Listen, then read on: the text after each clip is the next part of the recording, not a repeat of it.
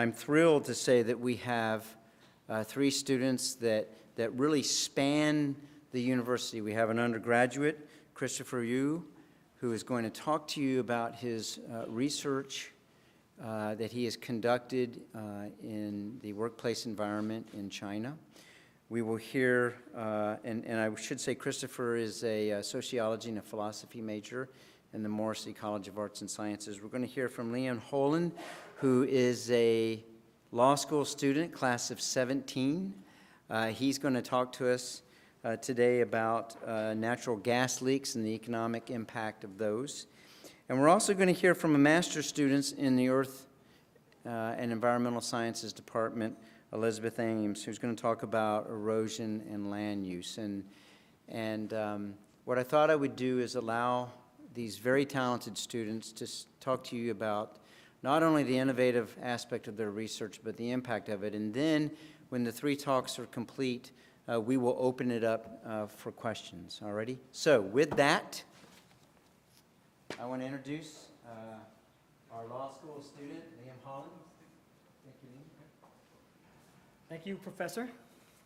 All right, everyone, I'm Liam Holland. I'm a third-year student, as Professor Charles said, at Boston College Law School here. And I'm here today to talk to you about utility rate regulation, so buckle up, everyone. Really exciting stuff. And basically how rate regulators have been treating lost gas and gas leaks on the natural gas distribution systems, the systems that you see throughout the city of Boston, for example, like down Com Ave. We have some pretty old gas distribution systems in New England and the Northeast. Here in Massachusetts and Boston, for example, the system really dates back to the 19th century when it was installed to provide a fuel for lamps, gas lamps, and for light in people's homes. And so as it ages, we have cast iron infrastructure and types of infrastructure that's more prone to leakage than newer infrastructure. And here we have I have some images of these gas leaks around the city of Boston that have been mapped by a professor over at Boston University. And it really goes to show you how they are all over the place. They've gained the attention of environmental advocates and labor unions who want to fix them, and so they've also gained the attention, therefore, of legislators who have passed laws requiring them to be fixed in certain timelines and to have different reporting requirements. And so now we know that, for example, there's 40,000 leaks as reported to DPU, the utility regulator in Massachusetts, as of 2014, and the utilities estimated it would cost about $102 million to repair all these leaks. And it's important to care about these for another number of reasons. First of all, they're environmental considerations, obviously. This is methane that's leaking out of these pipes. It's a potent greenhouse gas. It's 25 times more potent than carbon dioxide in the atmosphere, contributing to climate change. It also interacts with nitrogen oxide in the atmosphere and creates ozone, which has respiratory and cardiovascular impacts on public health. It's also a big public safety concern. Obviously, in certain conditions, leaks that accumulate in certain places underground can be explosive, and obviously the utilities already have a big incentive to repair dangerous leaks, and they tend to repair those ones right away. They have liability under tort. They have regulators that really go after those kind of leaks. But it's also possible that some of these smaller leaks can accumulate in certain places and cause public safety concerns. This can also happen when the ground freezes over in the winter, potentially. But these public safety impacts really came to light after a really big explosion in 2010 in California, in San Bruno, where 8 people passed away, 58 people were injured when a really big transmission line had ruptured. And that's different than the lines we're talking about today, but it really stimulated the public concern about some of this stuff. But I'm really here to talk about the cost implication. We're leaking, these are dollars that are going into the air. CLF, Conservation Law Foundation, estimates it it's $38.8 million a year that goes into the air. It's also been estimated that Massachusetts has paid $640 million between 2000 and 2011 on these kind of things. And this is being passed on to consumers for a service that's really necessary for a lot of people. It's a home heating fuel, and it's hard to go without heat in the winter. And if you look at what are the makeup of consumers these days in our society, it's increasingly there's a shrinking middle class, there's a growing lower class, and if you look over here, we have people taking out payday loans in some of the lower income folks taking out payday loans in order to pay for utility bills, recurring expenses, and regular expenses are some of the most likely reasons to take out a payday loan, which if you don't know is, a loan where typically you might pay $20 to take out $100 for a week or two. And sometimes those, you'll not be able to pay the $100 back at that point, and so you have to keep paying $20 for that $100 loan you took out every couple of weeks. And so it's really important for regulators to keep in mind for price regulators to keep in mind cost, because there are real implications on society. But so that led me to kind of question, how is this being treated by regulators? Why is it true that all these costs are being passed along to consumers? Remember that natural gas companies at the distribution level are natural monopolies. A long time ago, we decided it makes more sense to have one set of pipelines in our community than having multiple sets of pipelines, so we don't want to have competition. And so in the 19th century, we also said, we're going to pass a law and ensure that those rates by those companies charge are regulated to make sure that they are, quote, just and reasonable is the language used in most of the statutes. And the main goal is to make sure that that monopoly doesn't gain monopoly profits, that their rates are kind of close enough to their costs so that they don't charge consumers too much. And so I kind of dived in to see, is that how regulators are setting rates? And it is true that traditionally, that's exactly pretty much how it's done. When a utility wants to increase its rates, that it charge consumers. It asks the regulator to look at all its books. It looks at all its costs. The company adds up all of its costs. It adds a little bit of a profit. You get to the total amount of revenue that way that the company needs to earn from its customers. And then it divides that by the amount of sales it expects the company to make over any given year, and it fixes the rate at that amount. And what's interesting about that is it creates this thing that since the 50s, economists, have been calling regulatory lag. And what that means is, let's say the utility can only charge $1 per unit of gas. That actually creates a very similar incentive to a firm that, like an ice cream store, subject to competition, that also cannot increase its prices, because it's going to be incentivized to try to increase its profits more by reducing whatever costs it can control or by making more sales. But here we're really focusing on that incentive to reduce the cost that it can control. An ice cream store can't really charge $15 a cone because you'll probably go to a different ice cream store to buy ice cream. But it does have control over making sure that its freezers function correctly and aren't melting ice cream too fast, and to make sure that it's really saving money on its operating costs.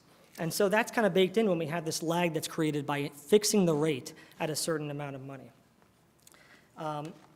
And so that, for many years, that one rate collected the costs, provided the company with revenue for all of its costs, including the cost of the gas that it actually purchases.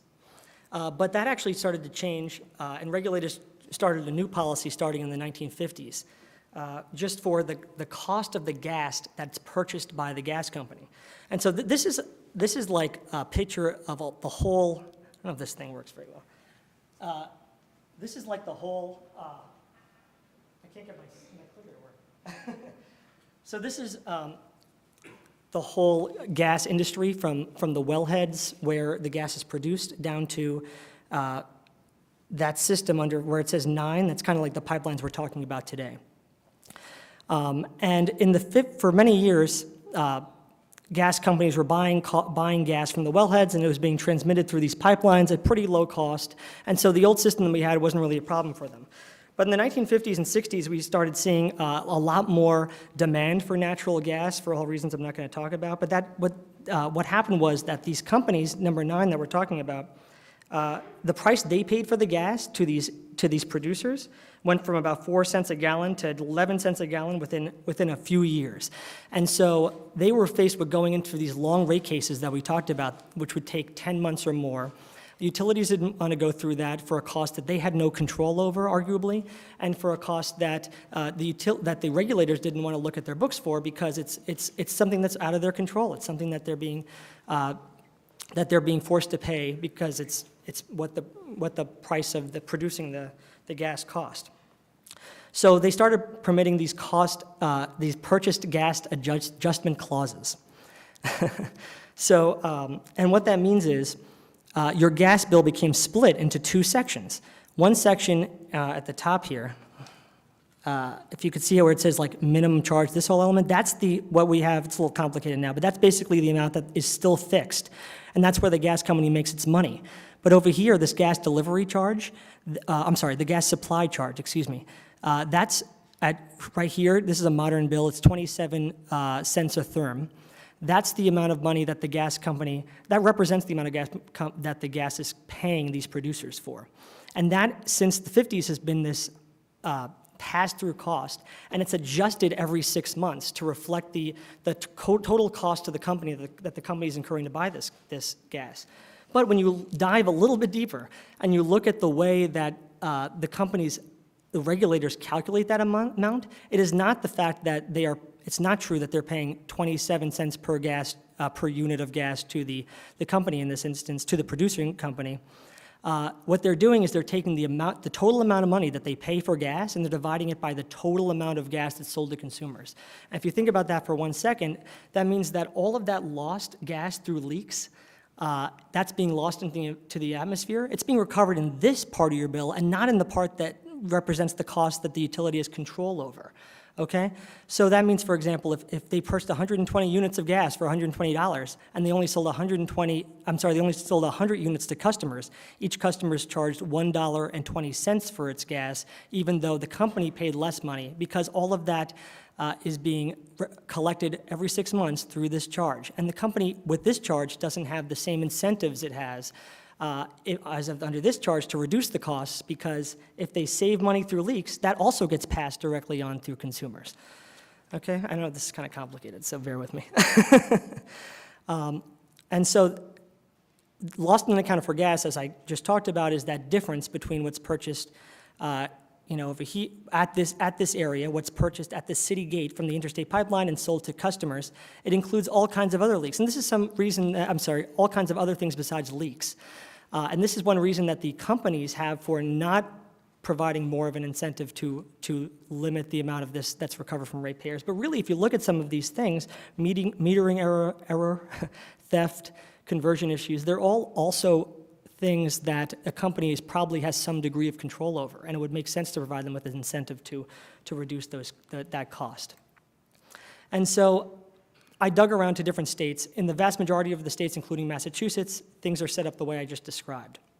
But New York, since 1990, has created one of the regulatory lag that I described before, that we talked about, providing those similar incentives to competition. It kind of does an element of that just for lost and unaccounted for gas.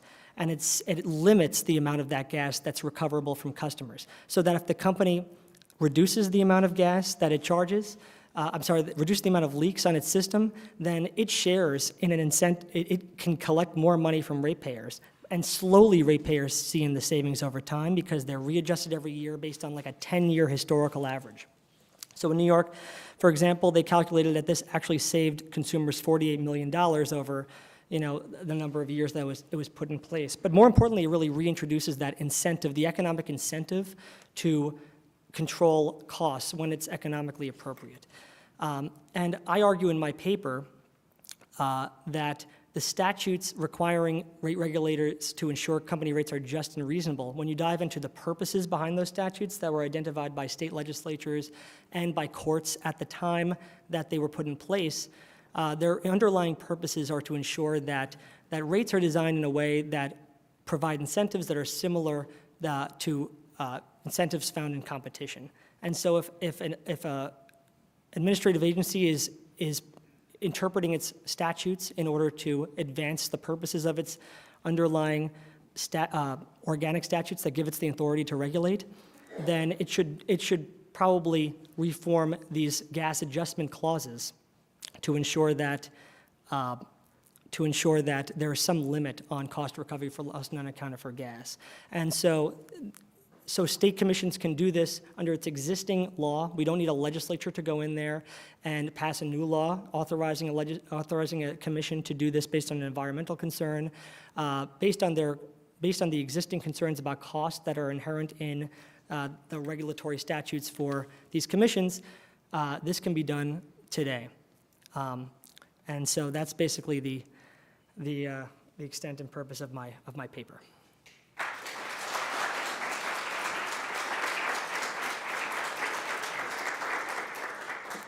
Thank you. I just want to thank everyone for putting this day together, the planning committee, and for Professor Sweeney for inviting me over, and to all my editorial board and everyone out at the law review for helping out with this too. And we'll take questions later with the group of us. Thanks.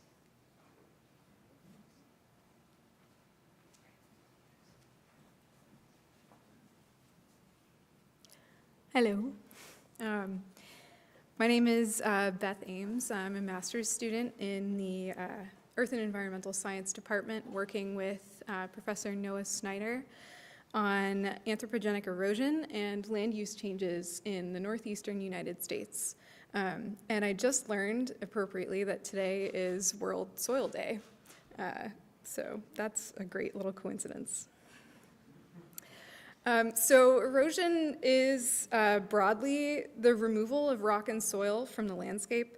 And the process and rate of erosion is dependent on a number of properties.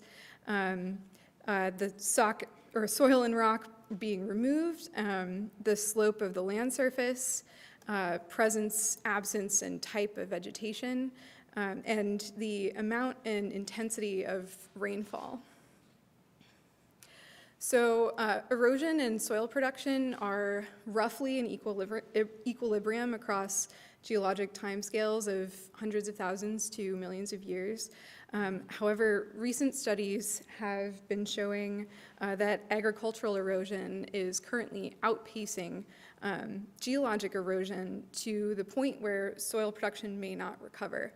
And soil is produced geologically by the weathering of rock over extremely long timescales.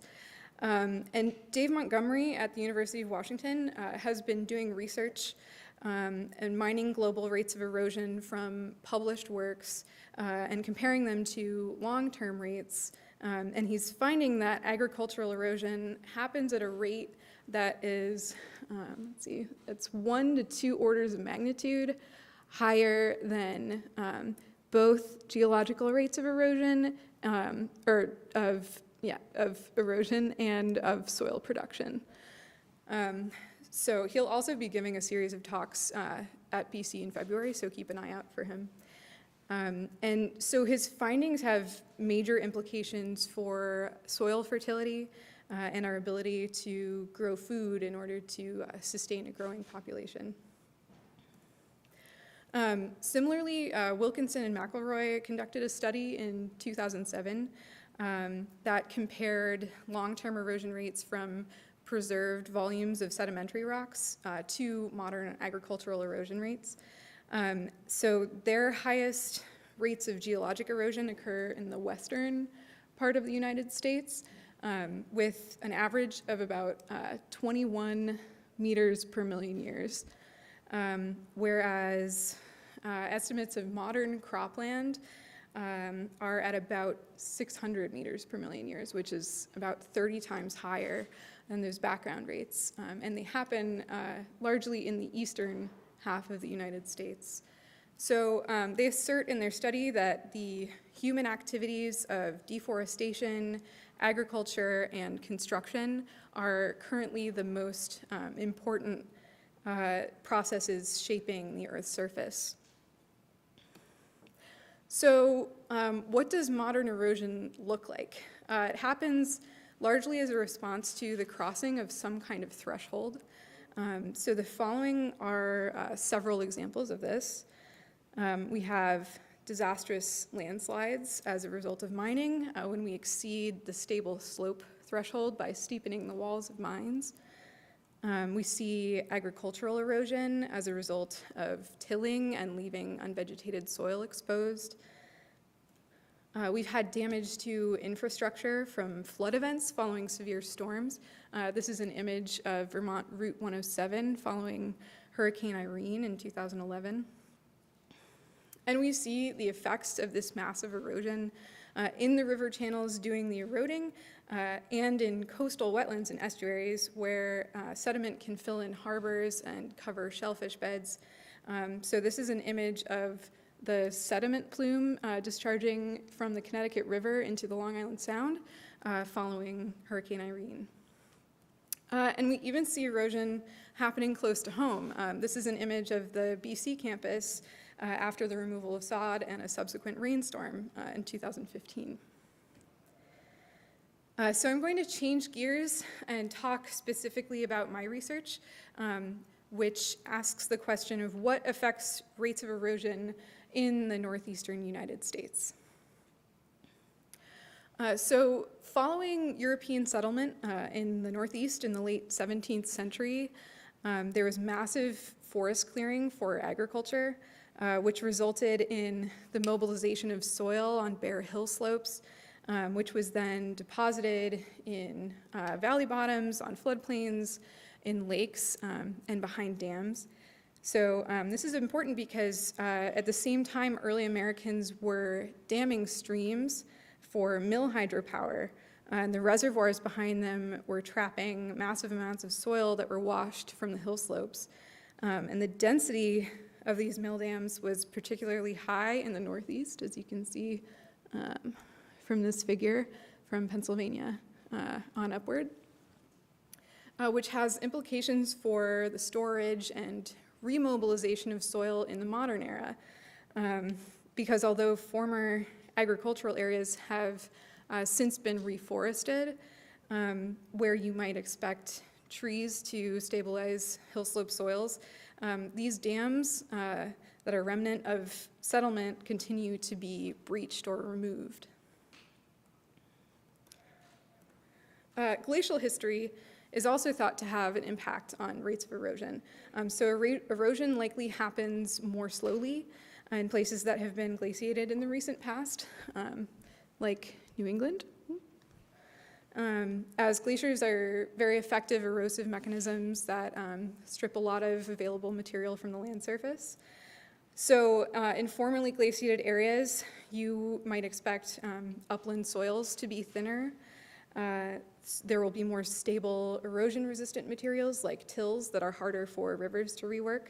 And there's also a significant amount of terrestrial accommodation space that's created by glaciation in the form of lakes and wetlands that can store sediment over the long term.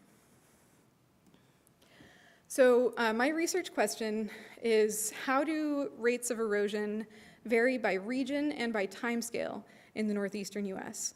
And my two hypotheses are, one, that geologic erosion will be lower than modern rates across the Northeast, and two, that erosion rates will be lower in glaciated regions than unglaciated over post-glacial timescales. And I'm attempting to answer these questions by mining erosion rates from existing studies. And these studies span timescales of millions of years to modern day short-term erosion rates determined largely by stream gauging and rates of reservoir sedimentation. So here are my preliminary results for geologic versus modern erosion. I've plotted rates from across the entire region on histograms with log axes as erosion rates span multiple orders of magnitude. So they both show roughly log normal distributions. And the mean for geologic rates is about 0.017 millimeters per year, or 17 meters per million years. And the mean for modern rates is about 0.019 millimeters per year. So they're slightly higher, but there's not that much of a difference. And statistical tests that I conducted show that the means are not significantly different from one another, although the spread, if you look at the distribution of modern rates, the spread appears larger, which suggests that modern rates are more variable. These are my preliminary results for glaciated versus unglaciated regions in the Northeast across all time scales, geologic to modern. So glaciated erosion rates are lower at 0.013 millimeters per year, as opposed to unglaciated, which is about 0.019. So that's about 30% higher in unglaciated regions. My statistical tests show a significant difference between the means, although perhaps not by as much as we might expect, and certainly not by orders of magnitude. So my preliminary conclusions show no significant difference between geologic and modern timescales, although modern rates tend to be more variable. And erosion rates in the glaciated northeastern US are about 30% lower than unglaciated. So this suggests that landscape disturbance signal is potentially weaker than we anticipated seeing in this region, with potential implications that perhaps changes in climate, particularly in frequency and intensity of rainfall and flood events, might be a more important driver of erosion in this landscape than land use change related to agriculture. And this affects environmental restoration efforts in the Northeast as priorities are made regarding where to focus, whether that's on sediment removal or on engineering river channels, or on how to respond to a changing climate. So in light of these results, is making an effort to mitigate erosion still important? And I would argue yes. Although modern erosion doesn't appear to be a significant regional problem, there can still be soil erosion issues locally. So here's some solutions. Collectively, we need to make an effort to enforce erosion mitigation practices at construction sites. We need to practice conservation tillage in agriculture, specifically low or no-till methods. And we need to focus restoration efforts in light of the controlling factors on erosion rates, like changing or improving infrastructure that's currently in harm's way of flood and storm events. And then individually, you can make an effort to support conservation agriculture as well as to improve conditions in your own backyard. It can be that small. So like specifically improving drainage and avoiding overwatering in order to mitigate runoff, and to plant flowers or grass on top of any bare soil. So this work was supported by a grant from the National Science Foundation and under advisement by Noah Snyder. I want to thank Akash Ahmed, Joanna Reuter, and Tim Cook for providing data, and the BC Earth and Environmental Science for their support as well. Thank you.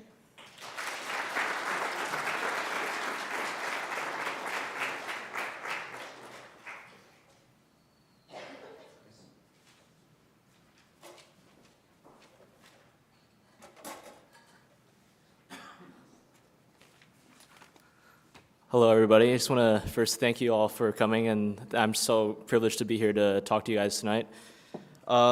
Today, I'll be talking about the environmental conditions of factory work in China and the emerging face of state capitalism. I believe each appliance similar to this that are found in kitchens all over America and around the world have a story behind it. And today, I'm going to share with you my experience and some of the stories that I have witnessed in working in the factory in China. And on reflection, this experience has drastically altered and changed the way I've seen consuming products and its wider implication to those who have produced them. So this is me. This is where I worked in the factory. The factory I worked in produced kitchen appliances similar to this one. And for this talk, I'll be addressing the environmental justice in the form of working conditions and working environment for the workers in the factory in southern China. I was working in Dongguan. Dongguan is a prefectural city known in China for its manufacturing industry as part of the special economic zone of the Pearl River Delta region.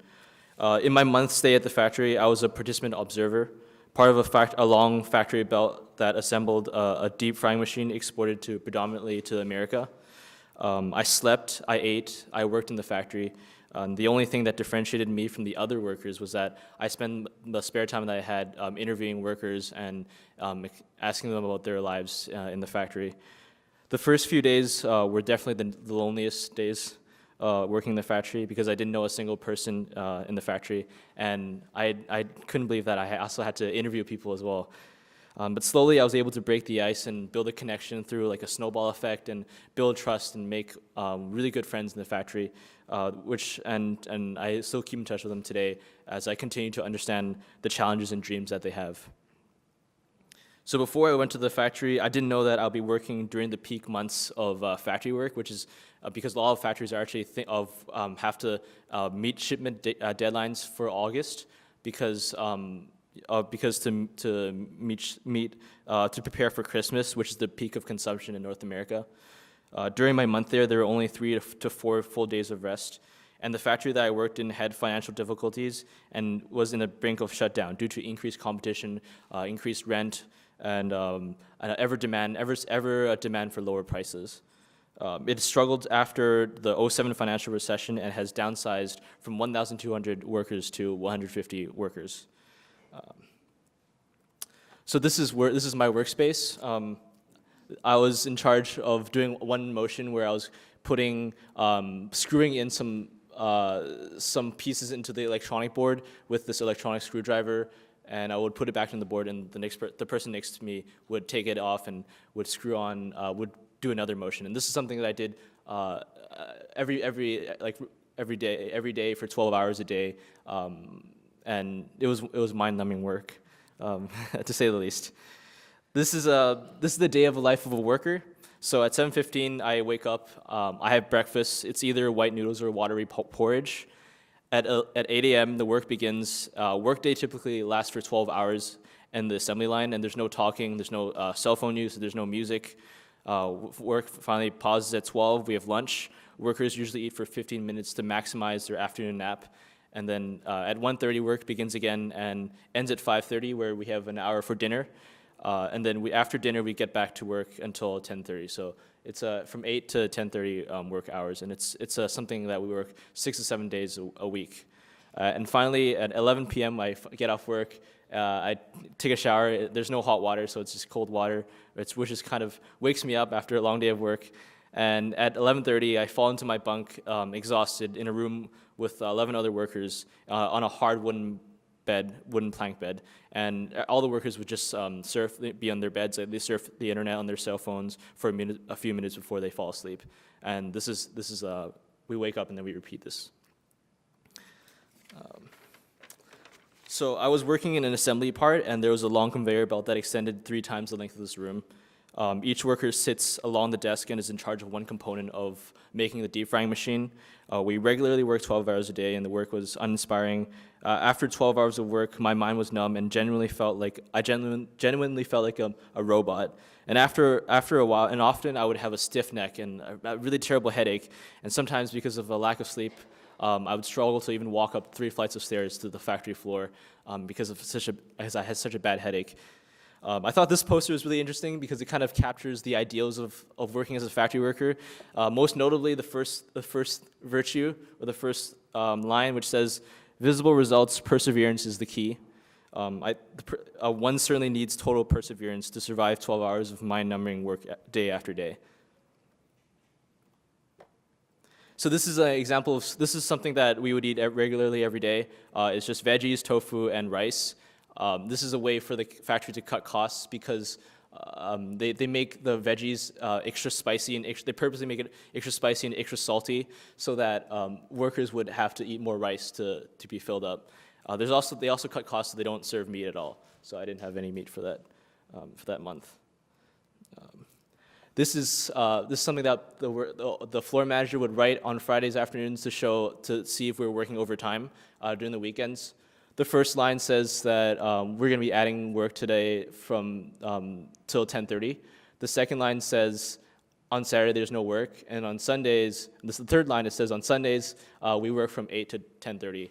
And to a lot of workers are kind of, all the workers would just all rush to the board after it's written to see if we're working overtime. And some of them would be sad because they're so tired, but most of them are actually ironically very happy to see overtime work because they want to earn as much money as they can. And overtime work, the wages for overtime work is doubled for a lot of workers. So workers work really hard. I was talking to one of the female workers who came from Sichuan. She was like kind of short and stout, and she has a nice smile that kind of brightens everyone's day. And one time we were just talking, and she told me, she felt really sick, and I asked her like, why don't you like take a day's rest and take some medicine? And she said, I won't earn enough money, and also I won't be able to get the month-end bonus. She said, it turns out the bonus is 30 RMB, which is a bit more than $4. So this is a bonus that if you work for a full month without stopping, they add on another 30 RMB to your wages. And yeah. Employees also break rules and they endure like safety risks. Like, this comes into force. None of them wear gloves because they have to match the pace of the assembly line. So they kind of endure that. And for many workers, their aspirations are very simple. They earn enough money to send back to the villages, their rural villages, so that they can build their homes and send their kids to school, and for a chance to break the poverty cycle. So factories in China are resulting to alternative means of cutting costs, keeping costs lower to maintain a competition against other factories in the area and other factories around in Asia as well. In my opinion, the social consequences are immeasurable. The state-run economic structure that promotes factory work does little to enforce laws. An article from The Economist argues that countries compete by enforcing labor laws less vigorously than they might.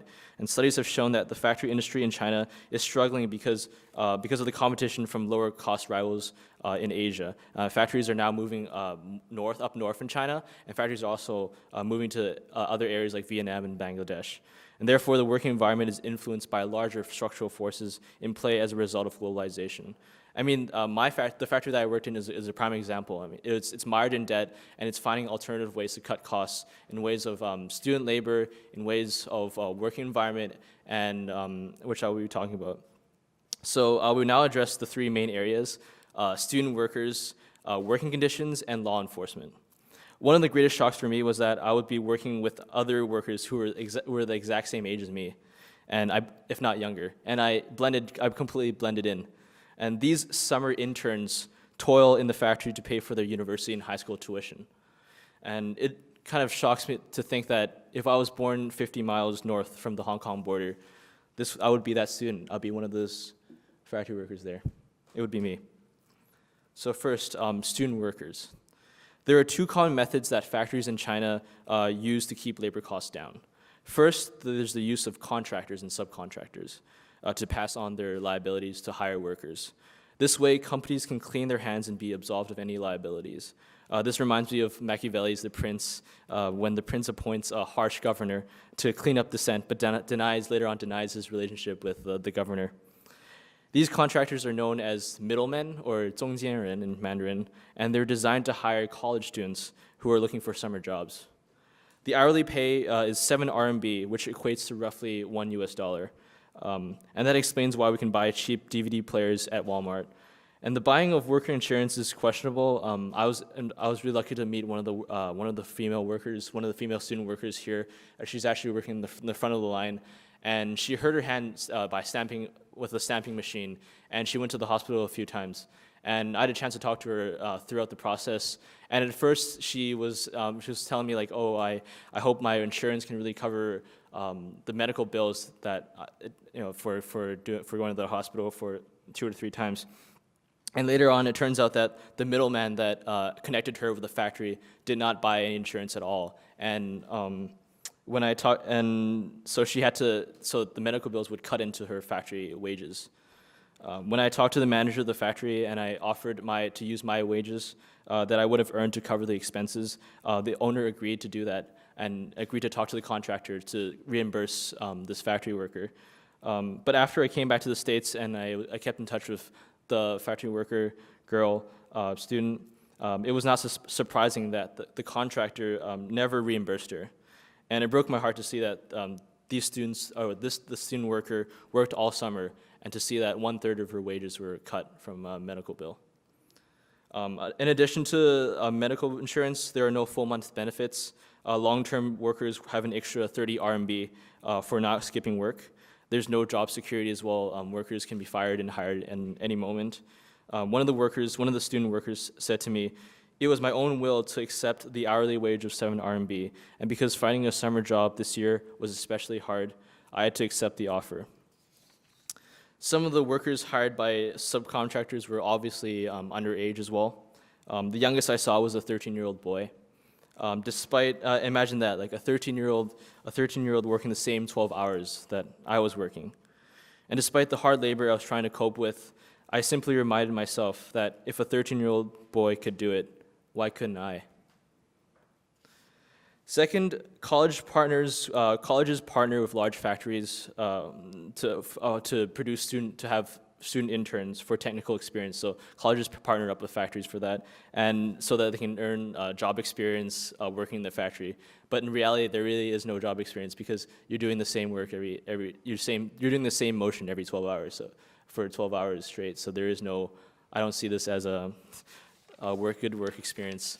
And also, because they're considered student workers, they don't receive protection of the labor laws because they're not defined as employed. They're defined as student interns. I believe that both methods are soft forms of exploiting student workers, and this is an aspect of environmental justice because students are working in an environment where they're given unjust wages, illegal overtime, and poor benefits. Secondly, I'd like to talk about the working environment and the lack of law enforcement. So I was asking about labor unions of some of the workers, and one of my roommate said that, yeah, it is under Chinese law that every factory must have a union, but the leader of the union here is the floor manager. I thought that was really funny, and at that moment, when I asked if there was a problem with that, he said it was much different. It's much different here than in Hong Kong or in foreign countries. It's just the institution and the way it works here. When it comes to first aid, workers' health, there really is no first aid in the factory. Workers who have cut their fingers or burned their fingers use masking tape to bind their fingers, bind it to use as a Band-Aid. One of the overseers that I became really close to in the factory, who's worked for like 10 plus years in the factory, showed me some of her burn scars on her arm, and she said, "Sometimes I accidentally burn myself with the tools. I just go wash it off, put some of my own ointment, and then I get back to work." Now onto this the sanitary conditions. This is the bathroom that I worked in. This is the bathroom of the dormitory. 11 people share a room, and they share one bathroom. The working environment was poor, with many of the workers noting that hygiene in the dormitories and the cafeteria has slowly decreased as the administration is attempting to downsize overhead costs. Resources for pest control and dormitory cleaning has been cut, and a dormitory fits up to 12 workers and with a shared bathroom. So I mentioned that one of my first few days were the loneliest, and actually the interesting story is that one of my first friends at the factory was a cockroach who was so he would visit me every day at night when I take a shower at 10:30 at night, and he would always stick his head out of the rusted off door frame and just like kind of lash an antenna and to see how I was doing. So he was a good guy. This is the room that I was in, and I'm pointing to the bed that I slept in. And because of the lack of pest control, there's like a lot of mosquitoes at night. And when I didn't have a mosquito net, I always woke up at 3 and 4 a.m. in the morning because I would be bitten all over.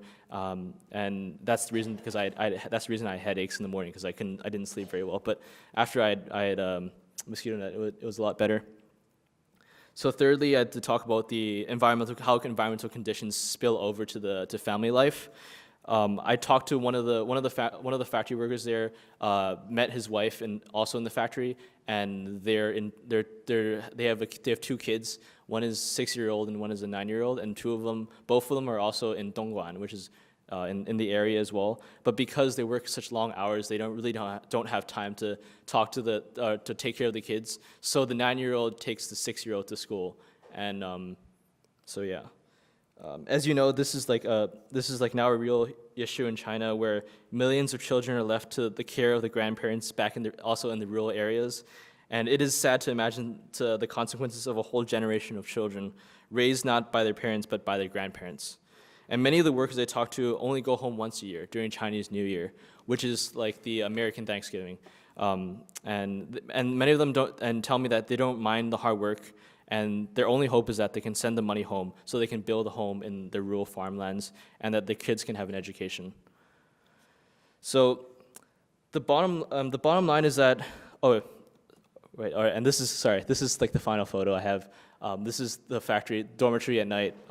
This is the hallway, and this is the view from the balcony from the dorm.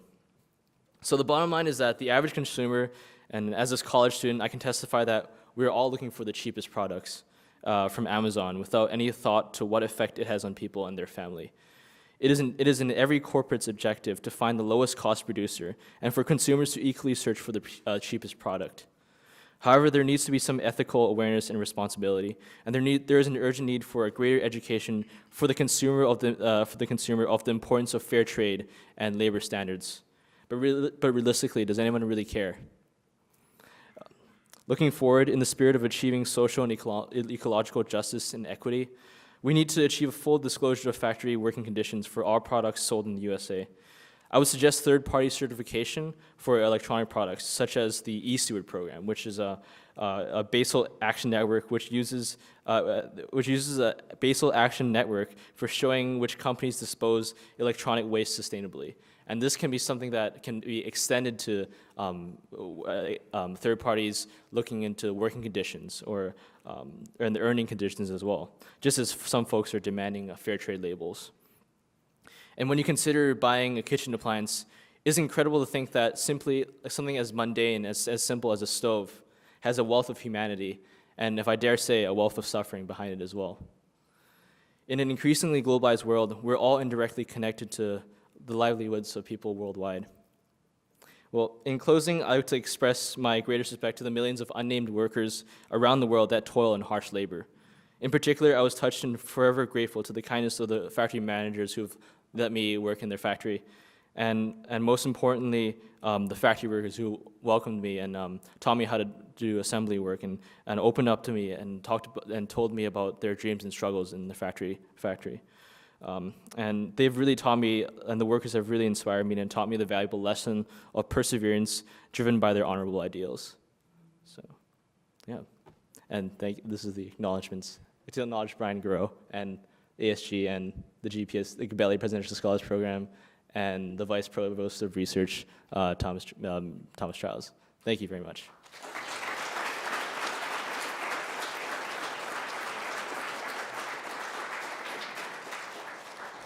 Well, you know, when we were putting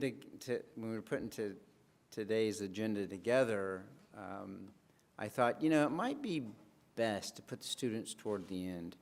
And I think you can see why, because they are a tough act to follow.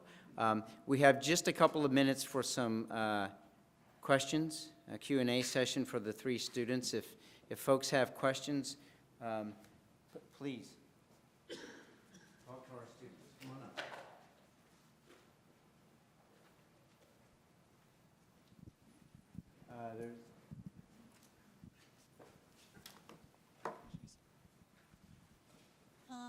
Hi, my question's for Chris. Hi, Chris.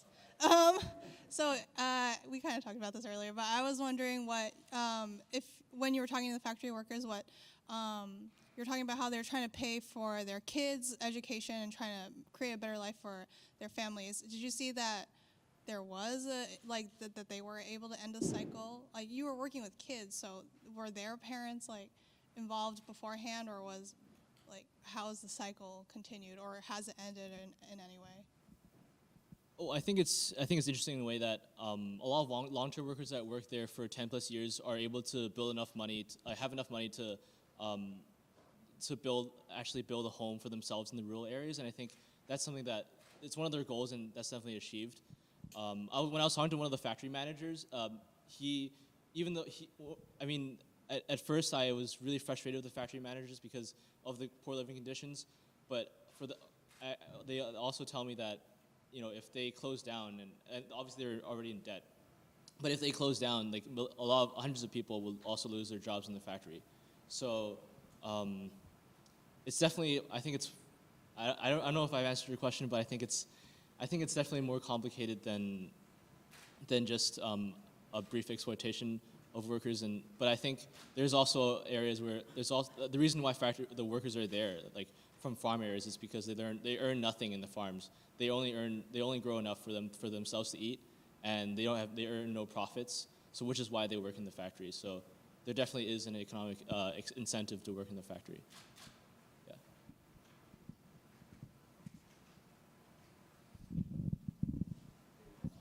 Yeah, there's a professor I know who studies indoor pollution in China. What can you speak to about the indoor air quality there in the factory, from, I don't know, soldering to people working constantly within close proximity, number of people, et cetera, et cetera? I think it really depends on like which area you're working at. There's obviously there's the molding area, and each factory in China has different flavors as well, different ways of different styles. And because I worked in the assembly line, there wasn't really a lot of air pollution wasn't a huge thing. But even within the factory and other factories, if they're doing molding, like steel manufacturing, the pay is much higher, but there's also like terrible air quality issues as well. Yeah. Hey, thank y'all so much. These are just really interesting topics, and I feel like I want to sit down with each of y'all about the substance of them. But really, selfishly, could I ask, what conditions would allow those of us who are teachers to help others to do what y'all have done, to do really interesting work in your various programs of study? So the things I'm interested in are, did you have the resources, or what made you get into this? What kinds of encouragement sparked you to say, yes, I can do this and will? Did you work collaboratively or independently? So just if each of y'all want to say something about what's the main thing that has allowed you to do what you're doing.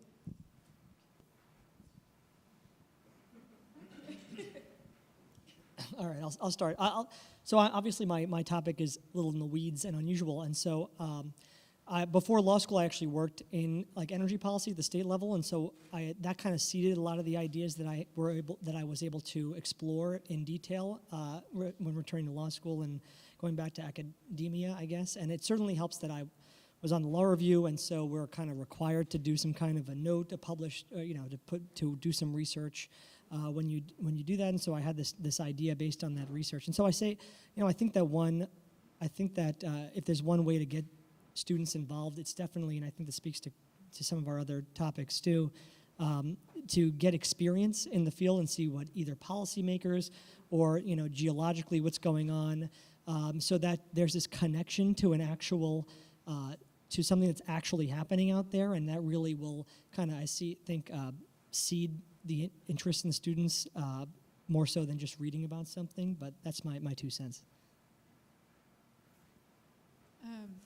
Yeah, so I'm in a research-based master's program, which is a good incentive to do some research, is actually be able to finish the master's.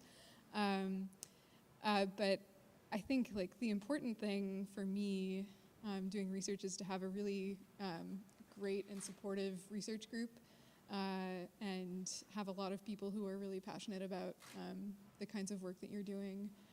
And then we have collaborators as well in other parts of the country who we work with, and that's wonderful. That brings like another sort of set of perspectives into it. But coming from a liberal arts background, I hold close to my heart the combination of a number of different viewpoints, and I think sort of bringing in interdisciplinary perspectives to teaching and research is very important, and that's, I think, why part of the reason why I'm enjoying my research so much is because it has sort of a historical basis in it. So that's a definite driver for me.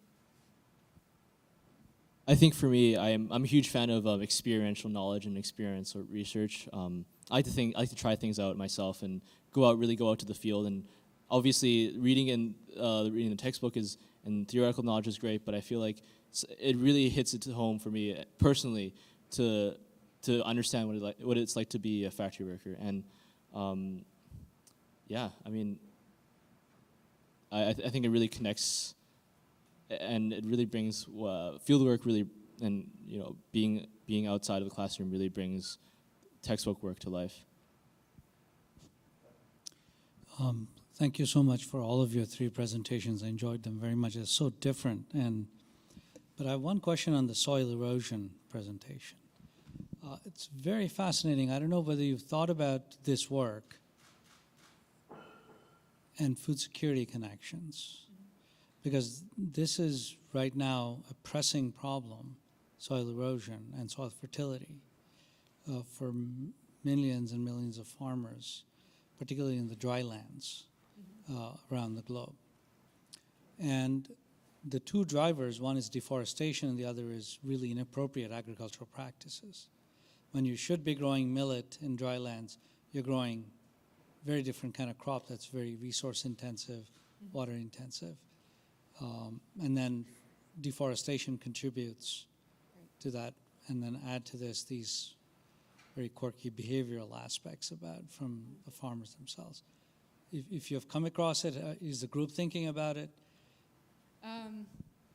Yeah, so my research is sort of more like in broad effects of erosion, and it's really sort of meant to serve as a background perspective on my research group, which is doing research into the effects of this deforestation, coupled deforestation and agriculture as a result of European settlement in the Northeastern United States. So I guess my perspective is sort of more historical than current food security issues, but it's sort of something that the implications of which are becoming a lot clearer to me as I continue in my research. I mean, it's hugely important, and I don't think there's really like one, overarching solution to all of this. It's sort of, it's going to take like a multi-pronged perspective to really be able to tackle issues of food security in the coming future.